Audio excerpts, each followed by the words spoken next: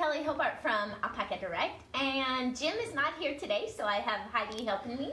Good morning. And we are working things out as we go along. If you have any problems or you see anything that's kind of weird, let us know, because we are not used to taking over for Jim.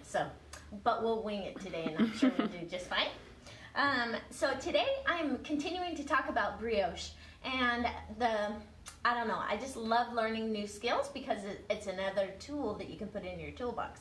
So the scarf that I'm wearing today, actually it's a cowl, and it is a great second project for brioche. The first project that we had talked about a few weeks ago was this Rudbeckia hat, and it's by Andrea Mowry. And the reason why this is so great for you to learn brioche, which is this section right in here, and it has mosaic knitting below it and above it, is that this pattern does not have any decreases done in brioche. It's only done in the mosaic section, which is like a knit two together. So that is very easy to learn. It gives you a way to learn brioche without having to do the increases or decreases. And you'll see what I'm talking about later on when I show you how we do a right-leaning decrease, because it has like 5 different steps to it, and sometimes that can be confusing. And you know how when I'm learning a new skill, I usually like to add one new thing at a time, and just learning how to carry the yarns so that you can make this pattern right here is enough for you to learn without having to learn a 5-step decrease. So anyways, when you're learning brioche, this Rudbeckia hat is a great first project. And the second project that I have here, and it is a paid-for pattern on Ravelry. It is called the Lavington Cowl, Lavington 2 Cowl, and this is what it looks like. And if you look at it really close, you'll see on the edges it has garter stitch, right? Well, I changed mine a little bit. I know that's kind of unusual for me, right? So unusual. What I did is, if you look at the top here, it has the mosaic pattern, and the mosaic pattern exactly matches the hat. See, it's the same exact stitch pattern, except for here I repeated rows 1 through 4 twice. On here I didn't do that. I only repeated it once, so I repeated 1 through 4 one time, just so that it wouldn't be too wide and take over, dominate the look of the brioche in the brioche section. And you know that with brioche, it's very reversible, so both sides look beautiful, and it gives you like kind of a squishy type fabric that is almost like double knitting, because it feels kind of double thick, and it feels extra springy and squishy. So if you've not done brioche before, take a look at it, because it's really fun, and it's a great skill to learn. So as we're going along, if you post comments in the comment section, you will be entered to win the prize for this week. And I was thinking this week that maybe it would be a great idea to offer this sueno, which is what this scarf is made out of, and it's 80% merino, 20% bamboo by Haiku, or Skacel makes this. And it is a superwash yarn that is one of my favorites. It's not itchy at all. So if you were looking for a yarn that you wanted to make a sweater out of, this yarn is fantastic for that. And you guys can help me by voting, and maybe you can help me decide if we wanted to give out the red skein or this nice purple color. So you choose, and we can send it in the mail. And then when I was making my cowl, I had these Chalgu needles, and the cord on it was just perfect, and I'm going, why is this cord so perfect? I can't find that length anywhere with my other needles. And I realized that it was an interchangeable set, and it had this 22-inch cord, and it had these lovely Chalgu red lace needles. And so I was gonna offer this as part of the prize as well. So you can try and maybe make a cowl for yourself out of one of these colors and use this cord length and see if you like it too, as much as I do. What I love about these Chalgu needles and the cords, let me show you on here. I don't know if you've seen it on any of my previous Technique Tuesdays or Facebook Lives or whatever you wanna call it. but this cord has no memory to it. So do you see how it's flat? It'll lay exactly flat. And there aren't very many needle sets that are circular needles that have that wonderful cord without memory. And this is so fantastic when you're working with it, because I don't know if you've ever worked with cords that have memory, but they'll try and tangle up or what have you, and you'll continuously be trying to straighten out the cord. And so I just love these. So I was thinking I would give that for a prize this week, and so that someone else can try it and give it a go and see if they like it too. So what is your favorite color? Is it the purple or the... Well, you remember the Michelle Hunter knit-along that we did, which was that kind of poncho type. I did this color. But I have been wanting to use this barn door red for something. I haven't used it yet. I'm using the My Sueno so often that the girls here at Alpaca Direct are going... They think that I am a Sueno addict, which I am, and they would like me to try some different yarns, and then I go straight back to the Sueno. It's terrible. And my excuse this week when I was doing this lovely Lavington cowl was that I wanted it to match my hat, so I got away with it. I think maybe if I hadn't said that, they might have chosen a different yarn for me and made me use it. But anyway, so this brioche is a great, great skill to learn as we're going along. So what I did with mine, I just told you that I used the nice mosaic pattern on the edge, and then I did the center. And I also, the pattern called for to cast on 170 stitches, and when I did that the first time, I think I was using Brioche, which is a worsted weight yarn by Malabrigo, and my cowl was coming out kind of short. And I wanted to be able to wrap it twice and have plenty of room to wrap it. And so I knew that I wanted to cast on more stitches.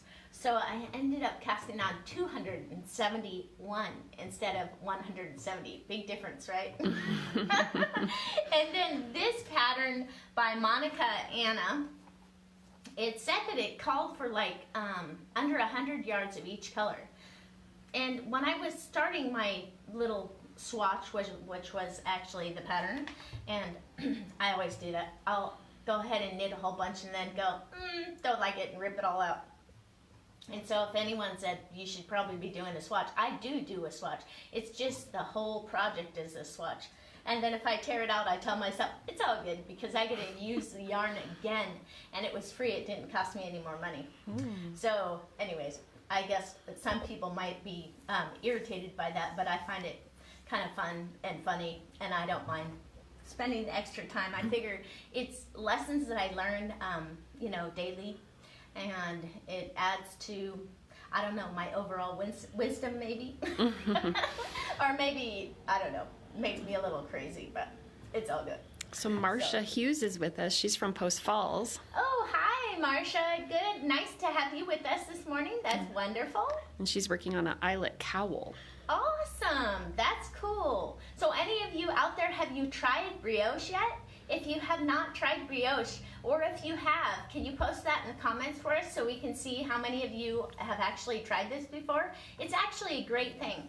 And I find that when I'm doing brioche, and I was helping the students with brioche, I found that the hardest part for them to manage it was where the beginning of the round was. So managing the yarns right at the beginning of the round. See, I'm halfway through the round because I'm going to show you how to do my increases that I have.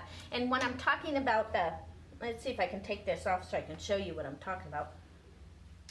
So I got to go to the right side of my work. So we have sections where it is right in here. This is where an increase would be, and the decreases are, I don't even know where to say the decreases are. Let's look at and see if I can see it on my swatch. So I did halfway through. Here's my decreases where they go together. And then right here, do you see how this is going to branch off and make 3 stitches? That's where my increase is right there. So a decrease and an increase. Hope everyone can see that. I'll show this later on. I'm going to go ahead and when Jim gets back, we're going to be doing more of the little short videos that I do, and then he can post them so everyone can see them. But it's totally fantastic.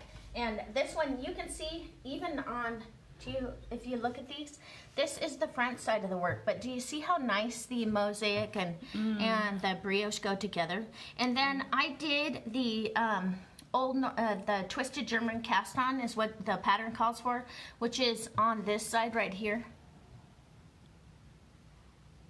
And then this one right here was the Icelandic bind off, which I was going to do in the pattern. I think the pattern calls for you to do purl 2, bind off purl wise, basically.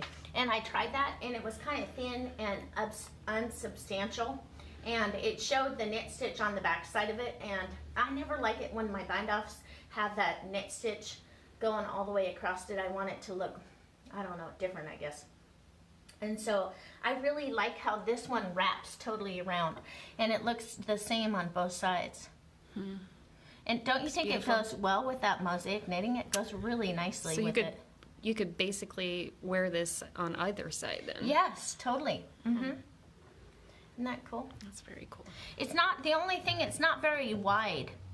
It's from here to here. In the pattern it said it was 6.5 inches wide. Wow. And if I had a tape measure, I would venture to say this is barely 5.5 inches. It's a little narrow.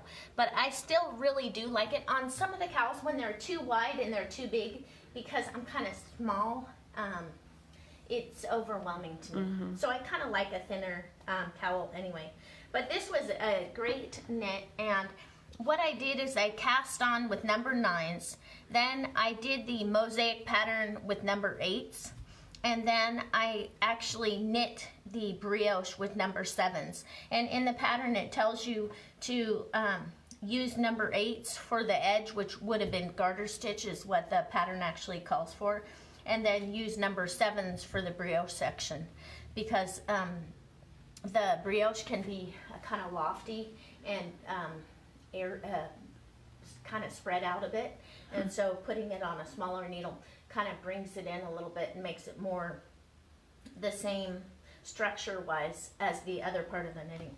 So anyways, and you can see on here by all the different things. See, once you learn brioche, it's another tool in your toolbox, and then you can start making and adding these little things, the mosaic knitting or the brioche, to anything you want. You can add it to a pair of booties, you can add it to your sweater, you can, gosh, sky's the limit. Whatever you want to add it to, then you can add it to it. So, and it's super easy, and I think some people get, they get afraid that they might not be able to do it. But let me show you how easy it is. So are you and Evie going to wear your hats together? Is that cool? Yeah, this one won't fit Evie. Evie will almost wear an adult size. She has a big head. And I got to see her yesterday. I didn't get any knitting done yesterday, actually. I was doing other stuff. She came over, but it was such a beautiful day. She is so cute. We took her down to the beach, and she was learning how to put rocks in a bucket. Oh. Grandma was helping That is her a teach skill these you skills. need all through life. Put rocks in the bucket. And so, yeah, she's almost walking. She can actually walk if she would have confidence in herself, but she's afraid to let go. She's gonna run. Yeah, she'll probably go straight from hanging on to things to running around. Yeah, but she is super, super cute. And when you try to feed her, her new thing is yeah, she opens her mouth. I think her daddy, my son Brandon, taught her that, and so now she goes around and then she's trying to feed the dogs. She's animal lover from way back. But let's take a look real quick, and I wanted to show you how cool and how easy it is to do simple right-leaning increases, and then we were going to, simple right-leaning decreases, and then our, the increases, which is, if you look at the pattern here, this is a brioche knit, a yarn over, and a brioche knit. And then for our decrease, this is a brioche right leaning decrease, okay? So I've already done, and like I showed you on here, so this is a 10 stitch repeat, And I put 20 stitches on each side so I could repeat everything twice. So this was our right leaning decrease, and then right here is our increase. So let me show you how these work. So bear with me if I don't have the exact right It's all good. view. If you can't see it for some reason, you'll be able to see it when we do the video for you. So I'm going to start from the beginning of this pattern, and I'll be talking you through it so you understand what this is. This be brioche knit 1, slip 1, yarn over, and you do that 2 times. So what you would do is you take the yarn over and you go ahead and knit it as if you're doing a knit 2 together, and then you're going to be doing a slip 1 yarn over, and then you're going to be doing a brioche knit and a slip 1 yarn over, and then we're going to be doing the right leaning decrease. So we'll slip 2 as if to knit 2 together, knit 1, pass that slip stitch over, take your stitch and move it to the left hand needle and pass the next stitch to it right off the needle, and see how you have your decreases complete. Now you would bring that over to the right hand needle. So you see how when you're first learning brioche, being able to do this can be a little bit daunting. So the next part in the pattern says slip 1 yarn over, and then we're going to be doing the 2 stitch increase, and it's called brioche knit. And don't take it off the left hand needle. Then we're going to yarn over, and then we're going to brioche knit. All right, and then we're going to slip 1 yarn over according to the pattern. Then we're going to go back to a brioche knit, slip 1 yarn over, brioche knit, slip 1 yarn over. Then we're going to do our right leaning decrease one more time for you to see. So slip those as if to do an SSK, and then a knit 1, and then pass that slip stitch over both strands of that yarn and put it over to the left hand needle, and then slip that off the needle, and then put your work back on the right hand needle.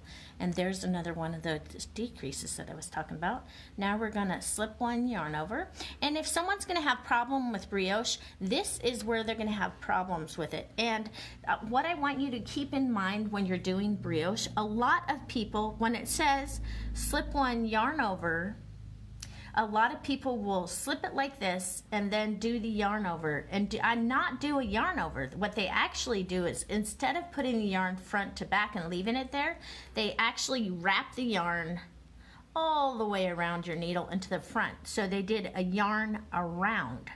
And what that does is lock this yarn in the wrong position. So you have a strand of yarn going right across those knit stitches, and it looks terrible. It does not maintain the consistency that you would see right here on these.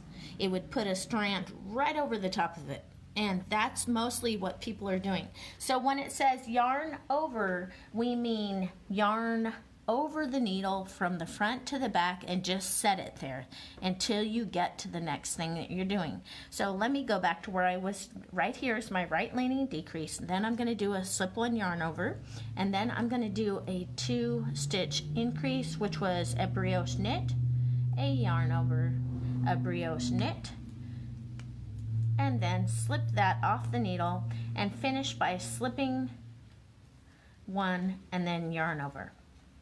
Now, the only time that you would make sure that your yarns are in the front is when you're at the end of a round. You need to store your extra strands of yarn in the front. Normally when we're doing color work, we drop our yarns in the back, but with brioche, you drop it in the front. And because we're so trained to drop it in the back, it is very easy to get this section messed up. And let me show you where the problem will lie. So if I look at my hat, one second, I gotta find the edge where the beginning of the rounds are. These are where the beginning of my rounds are. And this looks very clean. Lots of times it does not look that clean at the beginning of a round. And the way I did that is by maintaining the consistency of gauge at the beginning of a new round. In other words, don't pull it too tight, but you have to pull it tight enough that it does not look sloppy or have loose stitches in that section. Let's look at this one. This one is not quite as clean. Do you see on this one right here how we have a strand of yarn out of position right there? And I'm not sure if that was actually because of the knitting or I wove it in that way, but either way, it is. Do you see how, if you're going to have a problem, this is where you're going to have a problem at the beginning of the round. So learning to maintain the yarns in the front, keeping them in the front, and when it says slip one yarn over, you slip one purlwise and then just set the yarn over the top. Don't strand the yarn all the way around the needle because it puts the yarn in the wrong position. We don't want that. I think it might be just easier if I buy you some yarn and have you make me one. I think you lost me a while ago. It's all good. It seems like it's confusing, but once you do it, you know, it's sort of like doing entrelac when we were doing entrelac, and it is really fun to learn new skills. And you know, you look at these little triangles or rectangles or whatever it is that you're building, growing, and you're like, look at, I'm making these little shapes. It's kind of cool. And so I find it fun. It's sort of like doing a puzzle. And anyways, but learning these new skills, I don't know. Another tool in your toolbox, and pretty soon your toolbox is just busting with all this stuff. And then you don't know what to do with yourself. And then you're doing what I'm doing. You change everything, and it actually ends up taking much more time, but it's all good. It's Well, all you good. make it look fun for sure. So did It's we? pretty cool. Did, So, what's did that? we have a winner last week? Yes, we do. Oh, It's boy. was for Oh, the you were- classic we were shades, thinking of and it. I had a darker color green last week, but I imagine that we sold out of I couldn't find the darker color green. So I am going to make sure that this gets taken off the website, and let's see who the winner is. Jim said he put it in here. He's working all the way from Rome. I talked to him this morning. He's so cute. You know, he has way too much time on his phone, on his hands. I was sitting at my computer working away, and all of a sudden, Alexa said, "Hey, honey, it's time to wake up." Yes, it's 5 o'clock. It's Jim talking to me in his voice. And then about less than a minute later, he calls, and he's giggling away. I'm like, you have way too much time on your hands. All this technology, it's hard to miss him. Oh my Because gosh. he's still No, here. He's still here. He is. He's very attentive. No matter if he's at the end of the earth or wherever he is, he could be far away and he's still here. So this last week winner was Trudy Wingren Murphy. Congratulations. Yay, congratulations. That's awesome, Trudy. And you won the classic shades, the 2 skeins, and maybe you can do the Pretty. multi-directional scarf that I did. Nice. And if you want to take a look at that pattern, it was on last week's Technique Tuesday or Facebook Live or whatever. And that was really fun. It was a one-day knit. Oh, if you are going to do it, though, make sure you do larger needles than what is recommended. Because when I did mine, it turned out a little stiffer than I would have liked. And this yarn can handle a very large needle. I think it says number 17. Let's see. I could have used a 19 or a 32 and been perfect.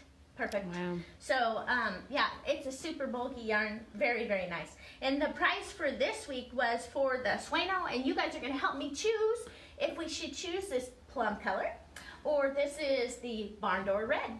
And it's the 80-20 blend of Sueno that I love so much. And then these wonderful twist needles. And with this 22-inch cord that is fantastic for doing cowls. I think that the regular 24-inch needle, fixed needle with a cord was a little bit short, and then the regular 32 fixed needle with the cord was a little bit too long. So this was perfect, and I just stumbled on it. I think that Chowgu had sent me a sample of it to try out of the needles and cords, because I don't pick up any product unless I try it myself. So anyways, I enjoyed that so much that I had to dig it out and figure out what it was. I was in here in the shop going, what is this cord side? I love it. So how do they get in the contest? Yes, you enter notes in little comments in the comment section. Let us know what you're working on. Hey, you guys, if you let us know what projects you're knitting and or crocheting, we can use it for future Technique Tuesdays. It helps me. Every week I'm always looking for something new to do. And so I love getting your suggestions. And there are so many valuable, wonderful, wonderful knitters out there.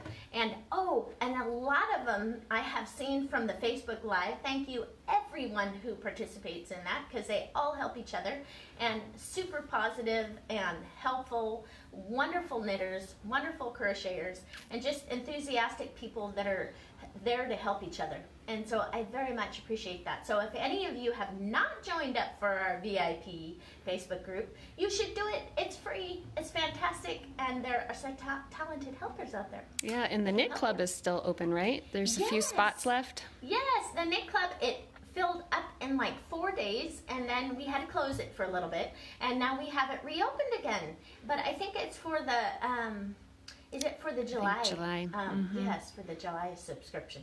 So if any of you like doing little clubs where you get special patterns and we get to work on things together, you'll really enjoy it. I only use yarns that I have tested and ones that I love, and so you should have a great time. And the patterns are original and fantastic. No one else has them. So it's great fun.